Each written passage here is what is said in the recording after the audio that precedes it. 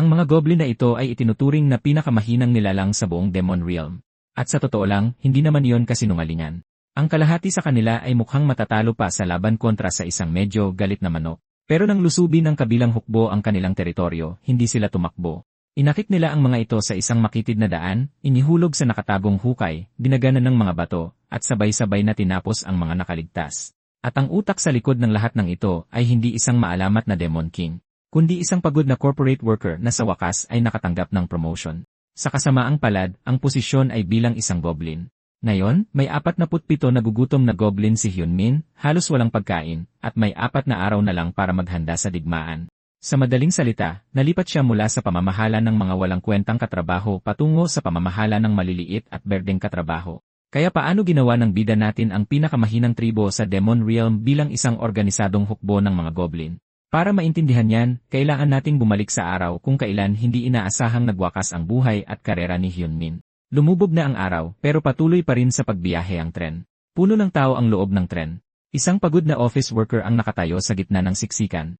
Nagpakawala siya ng isang malalim na buntong hininga. Pakiramdam niya ay mamamatay na siya. Isang anunsyo ang nagpaalam sa mga pasahero na nakarating na sila sa Uido Station at magbubukas ang mga pinto sa kaliwa. Naitulak sa gilid ang pagod na lalaki nang may nagpumilit na sumiksik papunta sa mga pinto. Napatulog siya ng dila sa inis. Tapos ay may napansin siya. Isang bakanteng upuan. Himala nang maituturing ang makahanap nito sa line siyam tuwing rush hour. Agad niya itong inunahan. Isang napakasarap na pakiramdam. Sa wakas, makakahinga na rin siya. Ang pagod na lalaking ito ay si Manager Oh Hyunmin, 33 taong gulang. Pumasok siya sa business school ng university bilang nangungunang estudyante sa klase at nagtapos din bilang valedictorian. Nakapasa pa siya sa CA exam habang nag-aaral pa. Pagkatapos, pumasok siya sa isang malaking korporasyon bilang pinakamagaling na aplikante. Siya ang naging pinakabatang manager sa kasaysayan ng kumpanya at sigurado na sanang magiging pinakabatang executive din nito. Sa tuwing nahihirapan ang mga executive ng kumpanya, iisa lang lagi ang sinasabi nila. Ibigay niyo yan kay Oh Hyunmin. Nakilala siya bilang ang taong nakakagawa ng imposible, ang laging nagdadala ng magandang resulta kahit ikamatay pa niya. Pero habang nakaupo sa tren na yon, mukhang sagad na siya sa pagod. Siningil na siya ng 3 magkakasunod na buwan ng overtime. Dahan-dahang pumikit ang kanyang mga mata. Bigla siyang nagising. Hindi niya man lang napansing nakatulog na pala siya. Inakala niyang lumagpas na siya sa bababaan niya, pero tuluyang nagbago ang paligid niya. Laking gulat niyang nakaupo siya sa isang trono sa gitna ng 2 bangin, at nagdiriwang para sa kanya ang isang grupo ng mga goblin. Masaya silang naghihiyawan. Karamihan sa kanila ay umiiyak pa sa sobrang tuwa. Kinusot ni Hyunmin ang kanyang mga mata, labis na naguguluhan sa mga nakikita niya. Baliw na sumasayaw ang mga goblin, at may isa pang nagbi-breakdance. Napabuntong hininga na lang ng malalim si Hyunmin. Ito ang 3 sunod na buwan ng kanyang overtime. Baka namatay na siya sa trabaho o tuluyan ng nabaliw. Tuloy pa rin sa pagdiriwang ang mga goblin. Napakaingay nila. Naggitngit na lang ang mga ngipin ni Hyunmin habang pinapanood sila. Bakas ang matinding pandidiri sa kanyang mukha.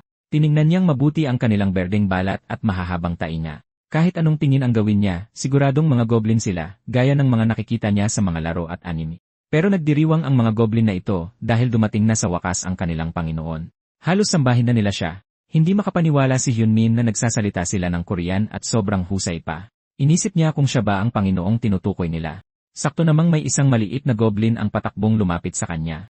Nagmamadali itong umakyat sa trono. May dalang kakaibang prutas ang batang goblin, at inialay nito ang prutas sa kanyang Panginoon na si Hyunmin.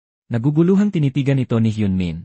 Hindi pa siya nakakakita ng ganoong klaseng prutas noon. Baka guni-guni niya lang iyon, pero parang may tumitibok sa ilalim ng balat nito. Tapos ay may napansin siya.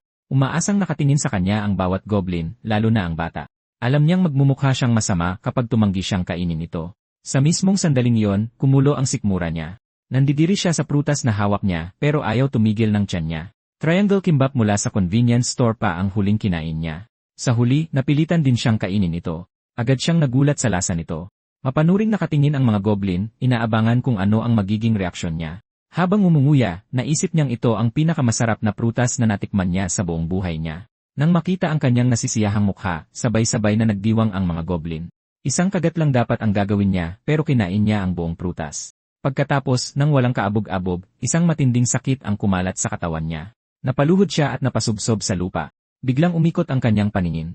Agad na pinaghinalaan ni Hyunmin ang prutas. Walang ano-ano, isang system panel ang lumitaw sa harapan niya. Nakapaskil doon ang buo niyang pangalan, ang posisyon niya bilang Panginoon, at ang kanyang teritoryo na Red Rock Valley na may populasyon na 47. Kasama sa kanyang mga trait ang overtime at speech, samantalang ang tanging available na tool niya ay wiki. Gulat na nakatitig dito si Hyunmin. Hindi siya makapaniwalang nakatingin siya sa isang totoong hologram. Pagkatapos ay naglabas ng nakakaalarmang tunog ang panel. Isang babala ang lumitaw. Magsisimula ang territory war sa loob ng 4 na araw, 3 oras, 5 minuto, at 58 segundo, at umaandar na ang timer pababa. Wala siyang ideya kung ano ang ibig sabihin niyan. Ito ang unang beses na nakarinig siya tungkol sa isang territory war. Tila naintindihan nito ang pagkalito niya dahil nagsimulang sumagot ang sistema sa kanya. Ipinaliwanag nitong kinakailangan ng isang Panginoon sa isang territory war na gamitin ang lahat ng kayamanan para protektahan ang kanyang teritoryo at mga nasasakupan. Pero mas naguluhan si Hyunmin kung sino ang nakikipag-usap sa kanya. Hindi siya makapaniwala sa lahat ng ito. Tapos naalala niya ang tool na tinatawag na wiki. Hinala niya na ito ang sumasagot sa mga katanungan niya. Nagtanong ang sistema kung gusto ba niyang malaman ang pinagmulan at kasaysayan ng mga territory war. Agad siyang umayaw. Sa halip, tinanong niya kung nasaan siya. Nakasakay lang siya sa subway kanina, kaya paano siya napunta rito? Sumagot sa kanya ang wiki. Kasalukuyan siyang nasa mundo ng mga demonyo. Gayunpaman, hindi nito masabi ang kanyang eksaktong lokasyon dahil masyadong mababa ang antas ng kanyang teritoryo. Ang pagkalito ni Hyunmin ay mabilis na napalitan ng inis. Pagkatapos ay tumahimik ang lahat. Inaasahan niya ang isang mas detalyadong paliwanag. Inulit ng wiki na masyadong mababa ang antas ng kanyang teritoryo, kaya hindi ito makapagbigay ng karagdagang impormasyon. Nagtanong siya kung paano siya makakabalik sa orihinal niyang mundo. Muli, hindi makasagot ang wiki dahil masyadong mababa ang antas ng kanyang teritoryo. Ang sagot na iyon ay umubos sa lahat ng enerhiya sa kanyang katawan. Tulala pa rin, kinurot ni Hyunmin ang kanyang sarili para makasigurong hindi ito isang kakatuwang panaginip. Pinatunayan ng sakit na totoo ang lahat ng ito. Patuloy na lumalaki ang kanyang pagkadismaya, ngunit kahit paano ay naiintindihan na niya ang sitwasyon. Kung paparating na ang digmaan sa teritoryo, kailangan niyang lumaban. Kinumpirma ng wiki ang kanyang konklusyon, at lumalabas na ang mga goblin na nakapaligid sa kanya ay kanyang mga nasasakupan. Lahat sila ay umaasang nakatingin sa kanya. Tinignan ni Hyunmin ang kanilang payat at marupok na mga katawan at napagtanto kung gaano sila kahina-tingnan. Nagreklamo si Jeonman na nakakabaliw ito. Malinaw na kulang sa sapat na nutrisyon ang kanyang mga nasasakupan. Kalimutan mo na ang pakikipagdigma. Malamang na matalo sa kanya ang mga goblin na ito. Tinanong niya ang wiki kung paano siya mananalo kasama sila. Ang mas mahalaga, gusto niyang malaman kung ano ang mangyayari kapag natalo siya sa digmaan sa teritoryo. Sumagot ang wiki na may napakataas na posibilidad na mamamatay siya. Ipinaliwanag pa nito na kapag natalo siya sa digmaan, ang otoridad sa kanyang buhay at kamatayan ay mapupunta sa kalabang Panginoon.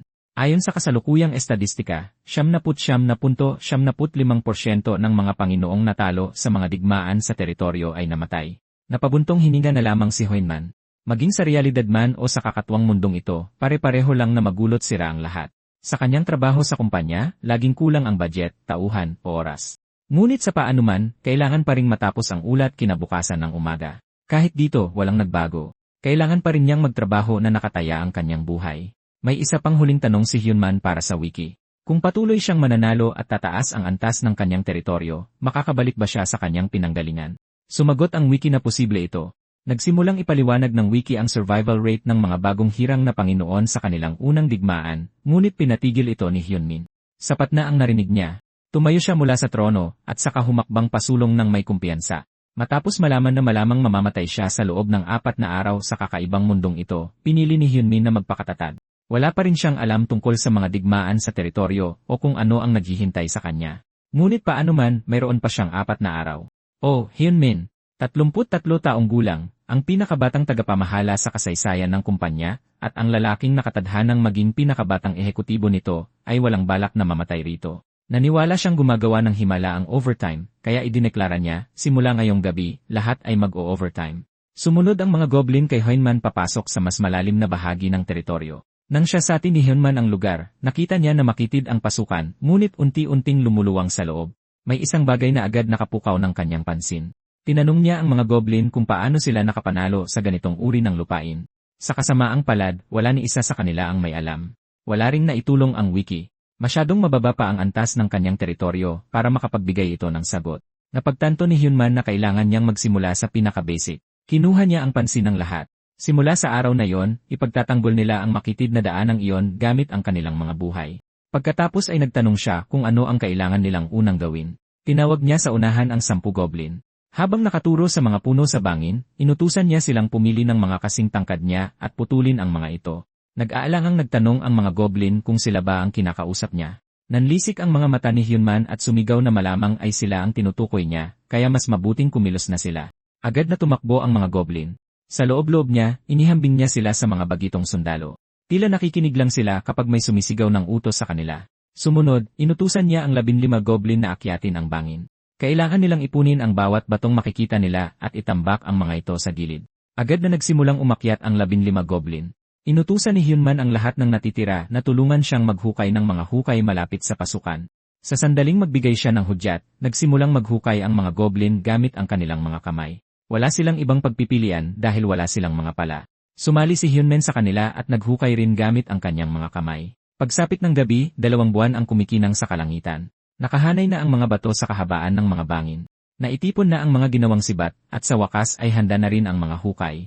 Pinuri ni Hyunman ang mga goblin sa kanilang sipag. Bawat isa sa kanila ay balot ng alikabok. Basag ang kanilang mga kuko, may gasgas ang mga tuhod, at mukhang dugyot na dugyot sila. Na-activate ang kanyang overtime trait. Sa tuwing nag-o-overtime ang mga residente sa kanyang teritoryo, tumataas ng 15% ang kanilang kahusayan habang bumababa ang kanilang gutom at pagkonsumo ng stamina. Sa natitirang 4 na araw na lamang, bawat segundo ay mahalaga kay Hyunmin. Sinabihan niya ang mga goblin na magpahinga sandali at makinig ng mabuti. Marami na silang nagawang paghahanda mula pa noong tanghali, ngunit malayo pa sila sa pagiging handa. Nagsisimula pa lang ang tunay na trabaho. Pagkatapos ay tinanong ni Hyunmin kung may nakakaintindi ba sa kanila ng tunay na diwa ng overtime. Ipinaliwanag ni Hyunmin na ang ibig sabihin ng overtime ay paghahanda habang ang lahat ay natutulog. Binalaan niya sila na magiging mahirap at masakit ito, ngunit bawat patak ng pawis na ibubuhos nila ngayon ay magiging isang patak ng dugo sa panahon ng digmaan sa teritoryo. Pagkatapos ay pinalakas niya ang loob ng kanyang mga tropa at humingi ng isang malakas na sigaw at gusto niyang panatilihin nila ito ng buong 3 segundo. Bilang pagsunod sa kanyang utos, paulit-ulit na sumigaw ang mga goblin, overtime, sa loob ng 3 segundo. Inutusan ni Hyunmin ang lahat na kunin ang kanilang mga sandata at magtipon. Nagkandara pa ang mga goblin sa pagpila, pero sa pagmamadali, nagkabanggaan sila at nasubsob ang mga mukha. Pabulong na sinabi ni Hyunmin na napakagulo nila. Ang kanilang mga sandata ay binubuo ng mga bato at kalawanging punyal, habang ang ilang goblin ay walang hawak kahit ano. Hindi siya makapaniwalang ito na ang buo nilang puwersang pandigma. Dahil ito lang ang mayroon siya, kailangan ni Hyunmin na gumamit ng mas estratehikong pamamaraan. Mga goblin din ang kanilang kalaban, kaya nagdududa siyang magiging mas maganda ang mga gamit ng mga ito. Kung pare-pareho lang halos ang kakayahan sa labanan ng bawat isa, hindi mga sandata ang magdedesisyon ng panalo. Ito ay kung paano nila gagamitin ang mga ito. Naalala ni Hyunman ang isang kasabihan mula sa pinuno ng isang iginagalang na organisasyon. Ayon sa lalaking iyon, ang lahat ng sagot ay matatagpuan sa sining ng digmaan. Naglalaman ng maraming karunungan ang mga sinaunang teksto ng militar na maaaring ilapat sa pamamahala ng negosyo, kaya minsan nang binasa ni Hyunmin ang lahat ng makikita niya. Maging sa silangan o kanluran man, ang pakikidigma ng mga impanterya ay palaging nauwi sa parehong sagot. Nakatayo ang mga sundalo ng magkakatabi at sama-samang sinusulong ang kanilang mga sandata bilang isang siksik na pormasyon. Kahit ang palpak na panggagaya sa pormasyong iyon ay magbibigay sa kanila ng kalamangan. Inutusan ni Hyunman ang mga goblin na bumuo ng isang mahaba at tuwid na linya. Sa kasamaang palad, hindi man lang naintindihan ng mga goblin kung paano ito gawin. Kailangang ituro ni Hyunman sa kanila ang mga hilera at kulum mula sa simula. Hinilan niya ang isang goblin at ipinuwesto ito bilang kanilang palatandaan. Pagkatapos ay naglagay siya ng isa pang goblin sa tabi nito at isa pa ulit. Sinabihan niya silang panatilihin ang tamang distansya. Kapag naramdaman nila ang siko ng goblin sa tabi nila, tama ang kanilang ginagawa. Sunod niyang inutos na hawakan ng 2 kamay ang kanilang mga sibat at panatilihing nakatutok sa harap ang mga dulo nito. Tuwing inuutusan niya silang sumulong, gagawa sila ng isang hakbang paharap. Kapag sumigaw siya na sumaksak, sabay-sabay silang sasaksak. Tumaas ang boses ni Hyunman at sumigaw, sumulong. Agad na nadapa at bumagsak ang isang goblin. Mukhang iiyak na ang goblin, pero inutusan lang ito ni Hyunman na bumangong muli. Pagkatapos ay sinabihan niya ang lahat na bumalik sa pwesto at ayusin ang linya. Nang makabalik na sila sa pwesto, inutusan silang muli ni Hyunman na sumulong. May isang bagay siyang natutunan mula sa pagtatrabaho sa mundo ng korporasyon. Maliban na lang kung ang isang tao ay henyong pinagpala ng langit, palaging tatalo sa talento ang paulit-ulit na pagsasanay. Kaya sa buong gabi, pinilit niya silang ulit-ulitin ang pormasyon. Kinalaunan, napansin ni Hyunman na nagsimula nang magbago ang kanilang mga ekspresyon. Nanginginig ang mga kamay nila sa kanilang mga sibat, at bumagsak ang kanilang mga balikat dahil sa matinding pagod. Kilalang-kilala ni Hyunman ang mga ekspresyong iyon. Pareho sila ng itsura ng mga empleyadong papunta sa banyo matapos tanggihan ang kanilang ulat sa ikatlong pagkakataon. Ngunit walang maitutulong sa kanila si Hyunman. Kung titigil sila ngayon matatapos ang lahat doon. Inutusan niya silang patuloy na gumalaw. Ano man ang mangyari, desidido siyang mabuhay. At kaya pinagpraktis niya sa kanila ang pormasyon ng paulit-ulit. Nagpatuloy ang kanilang pagsasanay hanggang dapit hapon.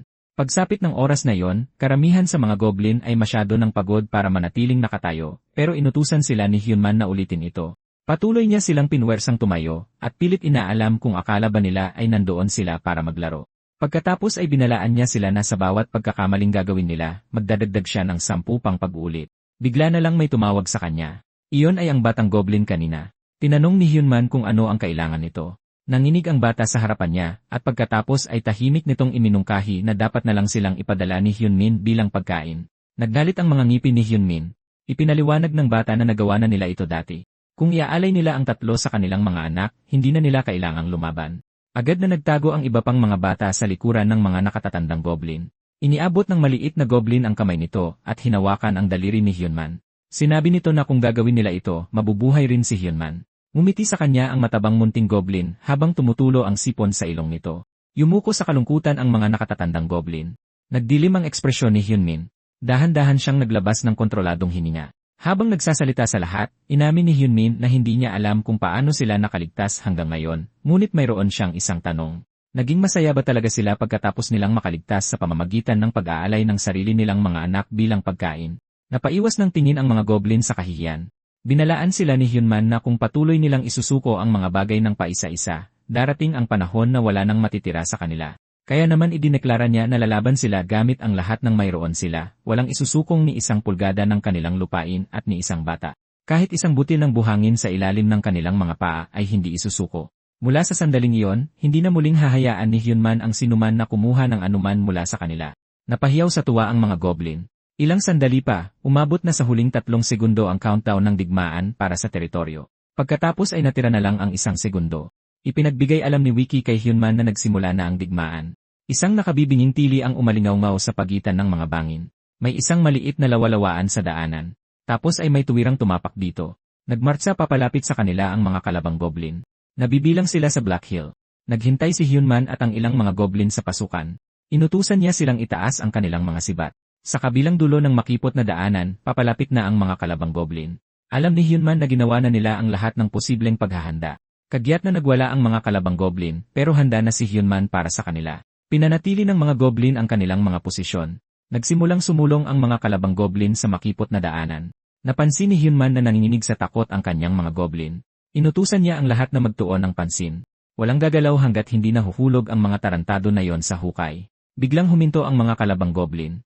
Tahimik na inudyukan sila ni Hyunman na umabante pa ng kaunti, ngunit natuklasan ng mga kalabang goblin ang hukay, at nakakagulat ang lalim nito. Binalaan ng mga nasa unahan ang mga goblin sa likuran nila na huwag nang manulak dahil may hukay sa unahan, ngunit hindi sila pinansin ng mga goblin sa likuran at hindi sinadyang na itulak pasulong ang hanay sa unahan. Sumiklab ang gulo nang magkandalaglagan sila sa hukay. Napagtanto ni Hyunmin na ang mga kalabang goblin ay kasing palpak din ang sa kanya. Isang nakapangingilabot na ngiti ang gumuhit sa kanyang mukha habang idinedeklara niyang sa kanila na ang tagumpay. Sumigaw para makawala ang mga goblin na nakulong sa loob ng hukay habang sinisisi ang isa't isa sa nangyari. Ininsulto sila ni Hyunman at hinihimok silang ipagpatuloy ang pagpupumiglas at lumapit palalo. Desperadong sinubukan ng mga kalabang goblin na tumayo sa loob ng hukay, ngunit humantong lang ito sa pag-apak nila sa isa't isa. Marami pang kalabang goblin ang sumugod pasulong. Alam ni Hyunmin na kapag nakatawid na ang mahigit kalahati sa kanila sa daanan, magiging imposible na ang pag-atras. Naging tuntungan ang mga goblin na nakulong sa hukay para sa mga sumusugod mula sa likuran. Desidido si Hyunman na pagsisihan nila ang pagtapak sa loob ng kanyang teritoryo. Mahinahong naghintay ang kanyang mga goblin. Pagkatapos ay nagbigay ng hudyat si Hyunman. Inutusan niya ang mga goblin na nakapwesto sa itaas na simulang pagbabatuhin ng mga bato ang kalaban at huwag titigil. Umulan ng mga bato papunta sa hukay. Direktang natamaan sa kanilang mga ulo ang mga kalabang goblin. Patuloy na nagtulak ng marami pang bato ang mga goblin ni Hyunman sa bingit ng bangin. Marami sa mga kalaban sa ibaba ang nadurog sa ilalim ng mga ito. Tuluyan ng nataranta ang isang kalabang goblin. Tumalikod ito para tumakas, pero nakaharang pala ang mga kakampi nito sa daan. Napaungol sa matinding sakit ang isa pang goblin nang bumagsak sa ibabaw nito ang isang dambuhalang bato. Habang patuloy na umuulan ng mga bato sa hukay, alam ni Hyunman na ang kalaban ay naging mga target na hindi na makagalaw. Masyadong kaunti na lang ang natira para ipilit ang kanilang pagdaan. Maraming kalabang goblin ang patay na o malubhang nasugatan. Sinubukan pa ring tumakas ng mga nakaligtas na kalabang goblin. Idineklara ni Hyunman na wala na ring saysay ang kanilang nakahihigit na bilang. Pagkatapos ay inutusan niya ang lahat na itaas ang kanilang mga sibat. Inutusan niya ang kanyang hukbo na sumulong. Itinusok ng kanyang mga goblin ang kanilang mga sibat sa kalaban, at sumulong sila nang hindi nasisira ang pormasyon. Natakot ang isang goblin, ngunit inutusan ito ni Hyunman na magtuon ng pansin. Kailangan nilang hilahin pabalik ang kanilang mga sibat bago muling sumaksak. Pumikit na lang ang ilang goblin habang umaatake.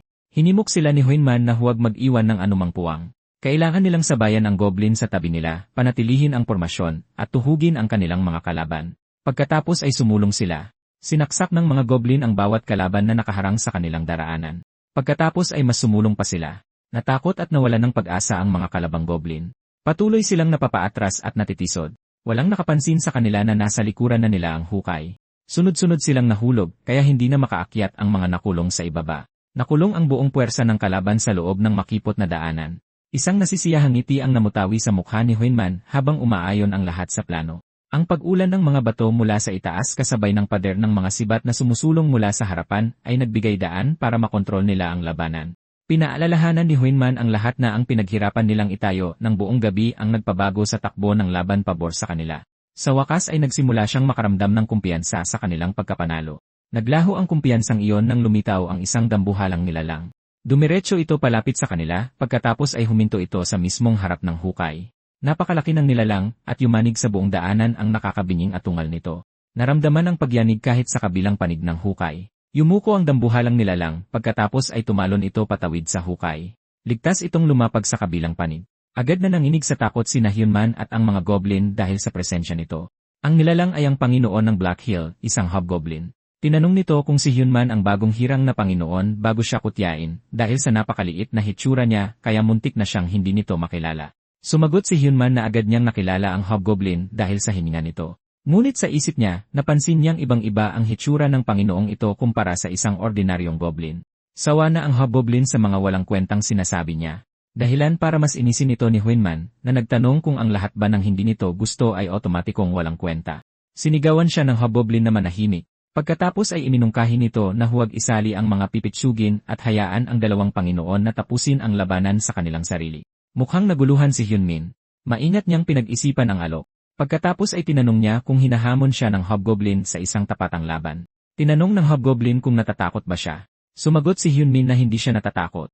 Itinutok ng hobgoblin ang butong baston nito ng direkta sa kanya. Tinawag nitong kaawa-awa si Hyunmin at kinutya siya dahil nanginginig siya sa harap ng bago niyang Panginoon. Nag-isip ang hobgoblin kung masyado ba siyang umasa kay Hyunman. Sinabi nito na nakakahiya kung mamamatay si Hyunman bilang isang duwag. Ngunit bago pa man siya matapos, isang bato ang direktang tumama sa ulo niya.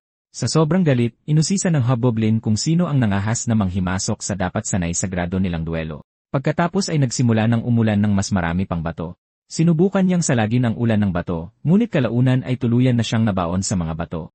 Nagtamo ng malubhang pinsala ang hobgoblin. Naging dahilan ng pagkamatay nito ang mga pinsalang iyon. Malamig na sinabi ni Hyunmin na ang manalo lang ang mahalaga. Tapos na ang laban, kaya wala nang nakitang dahilan si Hyunmin para makipaglaban ng personal. Opisyal na idineklara ng sistema ang kanyang panalo sa digmaan sa teritoryo. Isang nasisiyahang ngiti ang namutawi sa kanyang mukha. Pinuri ni Hyunmin ang lahat dahil sa kanilang sipag at buong pagmamalaking idineklara na sila ay nanalo. Napaluhod ang isang goblin dahil sa nakahinga ito ng maluwag. Napasigaw ng malakas ang iba dahil sa tuwa. Ngunit sa gitna ng mga bangkay ng kalaban, isang goblin pa ang buhay. Isang sibat agad ang itinutok dito. Namataan ng Red Rock Goblin ang nakaligtas at naghanda itong patayin ito nang walang pag-aalinlangan. Ngunit napansin ni Hyunman ang ginagawa nila. Agad niya silang pinigilan. Tinitigan siya ng goblin ng may pagkalito. Tumigil ang lahat sa paggalaw, naguguluhan sa naging desisyon ng kanilang Panginoon. Tinanong ni Hyunman kung papatayin ba dapat nila ang nakaligtas. Nagpaliwanag ang mga goblin na kung hahayaan nila itong mabuhay, muli lang itong aatake sa kanila. Tutal, ilang taon din silang pinahirapan ng mga Black Hill Goblin, ngunit tumanggi si Hyunman. Ipinaliwanag niya na kung papatayin nila ang goblin ay wala silang mapapala kundi isang bangkay. Gayunpaman, kung bubuhay nila ito ay magiging isa itong yamang mapapakinabangan. Pagbalik sa Red Rock Valley, itinali ang mga bihag ng digmaan habang nakaayos naman ang mga nasamsam na yaman sa harap ng trono ni Hyunman. Sinuri ni Hyunman ang lahat ng nakuha nila mula sa labanan. Tumaas mula level 1 hanggang level 2 ang kanyang teritoryo. Nakuha ng orihinal na populasyong 47 nito ang 213 residente mula sa natalong teritoryo, dahilan para maging 260 na po ang kabuang populasyon. Kasama sa mga nakuhang yaman ang mga pinatuyong karne, prutas, at maraming lumang balat ng hayop. Nakuha rin iyon man ang katangiang dense infantry, na bahagyang nagpapataas sa sigla at depensa kapag ginamit. Dahil nag-level up ang kanyang teritoryo, lumawak din ang kanyang pahintulot na maka-access ng mga impormasyon. Sa wakas ay nalaman niya na ang kanyang teritoryo ay nasa ika-12 palapag ng underground na kaharian ng mga demonyo. Sa kasamaang palad, ang pagkakaroon ng higit sa 200 bagong goblin ay nagdulot ng matinding problema, lalo na't napakakaunti na ng kanilang pagkain. Nakikita na ni Huenman kung ano ang ibig sabihin ng mga numerong ito. Kung magpapatuloy ito, mamamatay sa gutom ang lahat. Wala silang sapat na pagkain para mapakain ang ganoong karaming goblin, kaya naisip niyang magsaka. Sumagot ang wiki na imposible ang ordinaryong pagsasaka sa ika-12 palapag, bagay na matagal na ring hinala ni Huenman. Ngunit may napagtanto siya. Tinanong ni Hyunmin kung anong uri ng prutas ang nakuha nila. Kung hindi makapagsaka ang mga goblin, saan nila ito nakuha? Sumagot ang isa sa mga nadakip na goblin ng hindi maintindihang ingay. Nagbabala si Hyunmin na kung sasagot ito ng maayos, aalisin niya ang pangalan nito sa listahan ng mga pahihirapan. Agad na inamin ng goblin na nakuha nito ang prutas mula sa isang higanting puno sa kabubatan. Ipinaliwanag ng iba pang bihag na palihim silang pumapasok sa kabubatan tuwing gabi, kukunin ang mga nahulog na prutas, sa katatakbo. Sinabihan ni Huenman ang mga goblin na kumalma. Pagkatapos ay pinagmasdan niya ang kanyang napakalaking hukbo. Matapos silang bilangin, inutusan niya ang 3 goblin na humakbang paharap. Agad namang sumunod ang 3 goblin. Inutusan niya silang pumasok sa kabubatan at bumalik bago magbukang liwayway. Biglang nag-alala ang nakataling bihag. Napansin ni Huenman ang kakaiba nilang reaksyon at nagtanong kung ano ang problema. Nang walang sumagot ni isa man sa kanila, muli silang tinanong ni Huenman. Umamin din sa wakas ang isang natatakot na bihag na may nagbabantay sa kabubatan, kaya napatanong si Huenman kung ano ang hitsura ng nilalang na ito. Ngunit inamin ng goblin na hindi pa nito nakikita ang nilalang. Ang tangilang nitong alam ay sinumang makasalubong nito ay hindi na kailanman nakakabalik. Matapos isaalang-alang ang panganib, nagpasya si Huenman na sulit pa ring imbestigahan ang kabubatan. Kinakabahang nagtanong ang bihag na goblin kung ibig sabihin ba nito ay hindi na siya pahihirapan. Umangal ang ibang mga goblin, sumisigaw na ang mga bihag ay mga kontrabidang nagpahirap sa kanila at nararapat lang mamatay. Humarap si Hyunmin sa kanyang nasasakupan, na agad nagpatili sa kanila. Pagkatapos ay tinanong niya kung bakit iniisip nilang nanalo sila sa laban. Akala ba nila ay dahil lumaban sila ng magaling o dahil perpekto ang kanilang estratehiya? Idineklara ni Hyunmin na hindi iyon ang dahilan.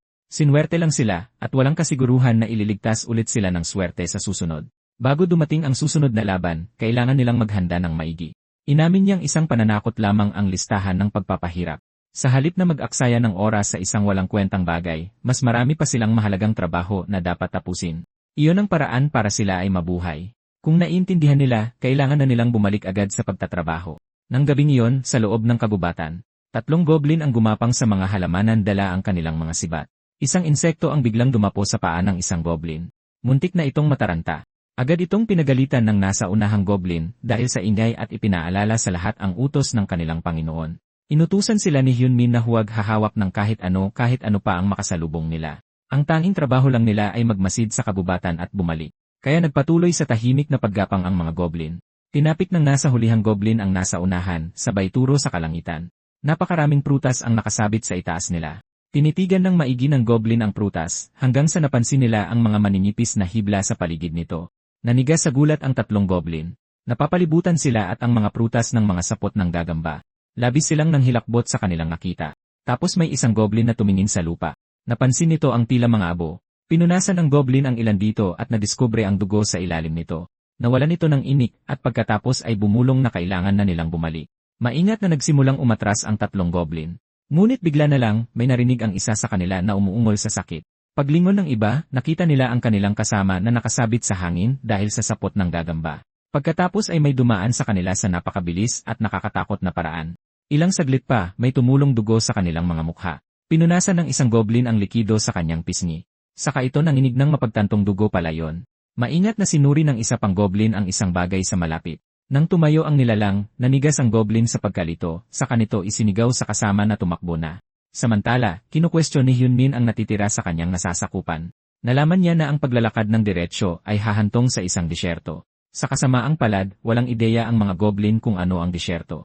Ipinaalala ni Hyunmin na nabanggit nila ang isang lupaing balot ng buhangin. Doon lang nakaintindi ang mga goblin. Nagreklamo siya na inaabot pa ng siyam-siyam ang pagkalap ng simpleng impormasyon. Gayunpaman, nalaman niya na may ilog sa kanan, mga burol sa kaliwa, isang kagubatan sa diretsyo, at isang disyerto paglagpas ng gubat. Kahit paano ay nakuha na niya ang impormasyon sa lokasyon na kailangan niya. Biglang may dalawang goblin na nagpapanik na tumakbo palapit sa kanya. Sumisigaw sila habang tumatakbo ng buong bilis. Agad silang namukhaan ni Hyunmin. Sa kanya tinanong kung nasaan ang pangatlo nilang kasama. Sumagot ang mga goblin na nawala na ito. May humila raw sa kasama nila pataas. Nagulat si Hyunmin. Pinagalitan niya sila sa pagiging pabaya gayong ang tanging trabaho lang nila ay magmasid sa paligid. Pagkatapos ay napansin niya ang isang hibla ng sapot na nakadikit sa balikat ng isang goblin. Agad na nagtanong si Hyunmin kung ano ang nangyari. Maingat siyang nakinig sa kanilang kwento, at halos hindi siya makapaniwala sa sinabi nila. Balot ng sapot ang mga puno, may malalalim na butas sa lupa, at may matitibay at malalagkit na hiblang nakalatag sa buong kagubatan. Napagtanto ni Hyunmin na may kalaban silang gagamba. Ang malala pa, naglalakihan ang mga gagamba. Ang masukal na gubat ay naglagay sa kanyang mga goblin sa matinding disbentaha, kaya malaki ang posibilidad na mapatay sila bago pa makalaban. Sa pinakamalalang sitwasyon, babalik silang walang pagkain at mauubos ang lahat ng goblin na ipapadala niya. Nagpakawala ng malalim na buntong hininga si Hyunmin. Hindi naging madali ang lahat para sa kanya. Hiniling niyang sana ay may iba pang paraan. Pagkatapos ay inutusan niya ang nasasakupan na i-MPK ang mga gamit nila dahil papasok sila sa kabubatan. Sa ilalim ng kalangitan sa gabi, nagpipiesta ang dambuhalang gagamba sa braso ng patay na goblin. Nilamon na nito ang buong katawan. Napakalaki at nakakatakot ng gagamba. Balik sa ating bida, pinangunahan ni Hyunmin ang mga goblin patungo sa kabubatan. Maging ang mga bata ay sumama sa kanila. Pagkatapos ay naghintay siya. Nakarating na rin ang grupo sa gilid ng gubat, pero hindi inaasahan ni Hyunmin na mananatiling nakatago ang mga gagamba sa buong maghapon. Inakala niya na may kahit isang lalabas. Kapag walang karagdagang impormasyon tungkol sa kanila, ang bulag na paglusob sa gubat ay isang pagpapakamatay. Palihim na nagsimulang kumain ang isang goblin, pero napansin ito ng isa at agad na sinubukang agawin ang pagkain. Pinanood sila ni Hyunmin na mag-away at batid niyang hindi na tatagal ang natitira nilang rasyon. Hindi na nila kayang maghintay pa. Kinagat niya ang isang hibla ng sapot, bumubulong na sana ay may mahanap siyang paggagamitan nito. Sa kanya ito kaswal na ginamit na dental floss. Napansin ni Hyunmin ang maliit na goblin na tumatakbo papalayo at tinanong kung ano ang ginagawa nito. Sa takot na mahuli siya, nanigas ang bata. Binalaan ito ni Hyunmin na huwag maglakad mag-isa at inutusan itong bumalik sa grupo. Ipinaalala niya sa mga goblin na hindi sila naroon para maglaro. Kailangan magbantay ng lahat at siguraduhin na walang lalayo. Biglang kumidlat habang yumanig ang kulog sa kalangitan. Nagulat ang lahat sa ingay. Pagkatapos ay bumuhos ang malakas na ulan. Agad na tumingin sa langit si Hyunmin at inutusan ang lahat na sumilong sa loob ng kuweba. Napabuntong hininga si Hyunmin sa pagkadismaya. Nakakagulat, umuulan din pala sa Demon Realm at may kasama pang kulog at kidlat. Napag-isip siya dahil sa hindi inaasahang bagyo. Pagkatapos ay may naisip siya. Hinila ni Hyunmin ang magkabilang dulo ng hibla ng sapot. Maingat niyang sinuri kung naapektuhan ito ng ulan. Pero tulad ng inaasahan niya, walang nagbago. Pumasok si Hyunmin sa kuweba at nagtanong kung kumpleto ang lahat. Ipinaalam niya sa kanila na mananatili sila roon hanggang sa tumigil ang ulan. Nagsimulang mag-usap-usap ang mga goblin. Pagkatapos ay may isang goblin na lumapit sa Panginoon nito. Ipinaalam nito kay Hyunman na may nawawala. Natigilan si Hyunman. Pilit niyang inusisa kung tiningnan ba nilang maigi. Siya na mismo ang nagbilang sa lahat bago itinanong kung sinong goblin ang nawawala. Maingat na lumapit sa kanya ang mga bata. Napagtanto ni Hyunman na ang nawawalang bata ay ang maliit na bansot kanina. Sa galit, isinigaw niya na siguradong gusto na yatang magpakamatay ng paslit na yon. Pilit niyang kinalma ang sarili habang pinag-iisipan kung magpapadala ba siya ng ilang goblins para hanapin ang bata. Subalit dahil sa napakasamang pa siya ng mga ito, alam ni Hyunman na hindi nila maiiwasan ang mga sapot. Kalaunan, nagsimula ng humina ang ulan. Maingat itong pinagmasdan ni Hyunman at nagdasal na sana ay hindi pa nakalalayo ang bata. Dumampot siya ng sibat saka lumabas. Agad na tinawag siya ng mga goblin. Sinabihan sila ni Hyunman na babalik din siya agad at inutusan ang lahat na manatili sa loob. Hindi iyon isang pakiusap. Habang sinusuyod niya ang paligid, tumapak ang kanyang paa sa isang sanaw ng tubig. Kahit ano ay maaaring lumabas mula sa kabubatan, at inamin ni Hyunman sa sarili niyang takot na takot siya. Ngunit ang pagharap sa panganib sa gitna ng krisis ay ang pinaniniwalaan ni Hyunman na dapat gawin ng isang tunay na pinuno. Pagkatapos ay may napansin siya sa lupa, isang bakas ng maliliit na paa. Lumingon siya sa direksyong tinatahak ng mga ito. Isang malakas na kidlat ang tumama sa unahan. Isang nakabibinging tili ang sumunod. Mayroong nasusunog sa di kalayuan. Nagtaka si Hyunman kung ano yon. Nagmamadaling tumungo si Hyunman sa direksyon ng apoy. Tumakbo ang maliit na goblin palabas ng kabubatan. Umiiyak ito habang desperadong tumatakbo papunta sa kanya. Nasusunog ang puwitan nito. Nang maabot nito si Hyunman, tumalon ito papunta sa kanya. Sumigaw si Hyunman na maghintay muna ito. Nasalo niya ang bata sa ere. Umiiyak na sinabi ng paslit na nasusunog ang puwit nito. Pinilit ni Hyunman na pakalmahin ito, ngunit sinampa lang siya nito habang nagwawala. Inihiga niya ang goblin at inilubog ang nagliliyab nitong puwitan sa isang sanaw ng tubig. Sa kalaunan, kumalma rin ang bata. Agad itong pinagalitan ni Hyunman dahil sa paglalagalag ng mag-isa. Habang lumuluha, ipinaliwanag ng maliit na goblin na gusto ng nakababata nitong kapatid ng prutas. Araw-araw kasing umiiyak ang kapatid nito dahil sa gutom. Ikinatwiran ni Hyunmin na hindi ibig sabihin noon ay pwede na itong lumabas ng mag-isa para masunog. Pagkatapos ay may napagtanto siya. Mula nang dumating si Hyunmin sa kaharian ng mga demonyo, ito ang unang pagkakataong nakakita siya ng apoy. Hinubad ni Hyunmin ang kanyang coat, pinunit ang isang bahagi ng tela, at itinali iyon sa kanyang sibat. Samantala, lumabas ng kuweba ang iba pang mga goblin.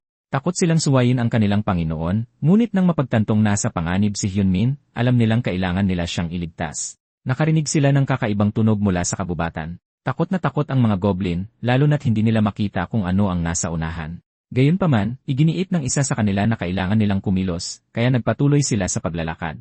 Pagkatapos ay napansin nila ang isang mahiwagang liwanag sa di kalayuan. Agad na nagpanik ang mga goblin at naghanda sa anumang naghihintay sa kanila. Lumaki ang apoy habang papalapit ito. Isang goblin ang natulalang nakatitig ng walang imik. Pagkatapos ay napaluhod silang lahat. Sa sandaling iyon, isang matinding pagkamangha ang nagpatigil sa kanilang paghinga. Isang maningning na apoy na nagniningas mag-isa sa dilim ang hindi pa nila nasisilayan kahit kailan, at ang may dala nito ay si Hyunmin. Para sa kanila, mukha siyang Diyos na bumaba sa kaharian ng mga demonyo. Hawak niya ang isang gawang kamay na sulo. Binati ng bawat goblin ang kanilang Panginoon. Tinanong ni Hyunmin kung anong ginagawa nila roon. Inutusan niya silang maghintay sa loob ng kuweba. Gayunpaman, pabor sa kanya ang kanilang pagdating. Kinuha ni Hyunman ang sapot ng gagamba mula sa kanyang bulsa, saka inilapit ito sa apoy. Agad na nasunog ang sapot, dahilan para mamangha ang mga goblin. Nangyari nga ang inaasahan ni Hyunman, at inamin niyang utang nila ang pagtuklas na ito sa maliit na goblin. Kaya nagpa siya siyang bigyan ng pangalan ang bata. Pinakalanan niya itong Kim Prometheus o Kim Pro para maikli. Pagkatapos ng lahat, ito ang nagdala sa kanila patungo sa apoy.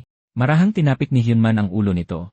Inihayag ng sistema na kauna-unahang beses siyang nagbigay ng pangalan sa isang residente ng teritoryo na nagpapagana sa epekto ng pagpapangalan. Opisyal nang napangalanan ang maliit na goblin na Kim Prometheus. Napanganga ito. Pagkatapos ay nagsimulang lumutang sa hangin ang katawan nito. Sa pagkakataong ito, napanganga rin si Hyunman. Tila ang pagtanggap ng pangalan ang gumising sa isang bagong kamalayan sa sarili ng maliit na goblin. Tahimik na binanggit ng bata ang bago nitong pangalan, Kim Pro. Tinanong ni Hyunmin kung anong nagbago. Nagsimulang isigaw ng ibang mga goblin ang pangalan ni Kim Pro. Agad silang pinanlisikan ng mata ni Hyunmin bago pinaalalahanan ang lahat na hindi ito oras para magdiwang. Inutusan niya silang magtipon-tipon para mabigyan niya ang bawat goblin ng sulo. Isang malademonyong iti ang gumuhit sa mukha ni Hyunmin nang ideklara niyang pagkakataon na nila sa wakas.